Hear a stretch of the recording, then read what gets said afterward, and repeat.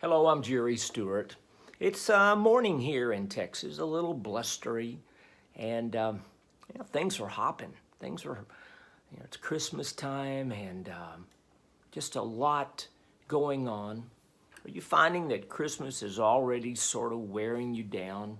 All the shopping and all of the things you're thinking that you need to do, decorating the tree, decorating the house. You find maybe you're reading a little bit too much newspaper. It's hard to find good news in newspapers these days. What about TV? Wow. The news just goes on and on. So I thought it would be cool if I could give you just a good story. A story to warm your heart. And of course, there's no better story than a Christmas story. So now, the story of Wally. Wally was 9 years old and he was in the second grade. Now, he should have been in the fourth grade, but he was sort of slow and had difficulty keeping up, so he was left back. Although he was well liked by everyone, he was big and clumsy and usually the last one to be picked for a game of ball. Most often, they'd try to find a way, to keep him out. But he'd still hang around, not sulking, just hoping. He was always a willing and helpful boy, and he always watched out for the smaller, younger boys. He was, like their protector. Well, the yearly, annual Christmas play came around that year, and Wally wanted to be in the play. He wanted to be a shepherd. They got to play the flutes.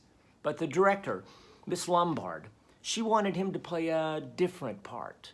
She wanted him to be the innkeeper, the guy that tells Mary and Joseph there is no room.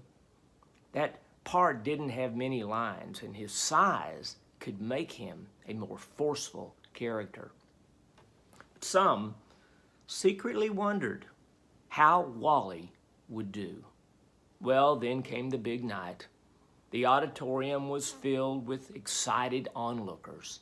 There was great expectation, but no one that night was more caught up in the magic than Wally.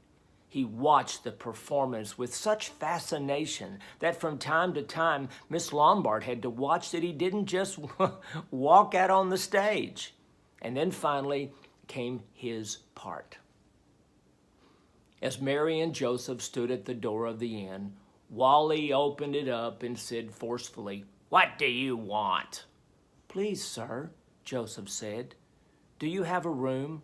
My wife and I have traveled a long distance, and she's very tired." "Go away," Wally said forcefully. "The inn is full." "Please, sir," Joseph continued, "my wife is great with child. Surely you have some small corner where she can rest." The crowd waited for the innkeeper's harsh response, but this time Wally paused. Then the prompter from the wings whispered, "No, be gone." "No, be gone," Wally repeated automatically. Joseph placed his arm around Mary as they sadly walked away. But as Wally stood there in the doorway, his mouth was open. His brow creased with concern as his eyes visibly filled with tears. And suddenly, this Christmas pageant was changed from all others.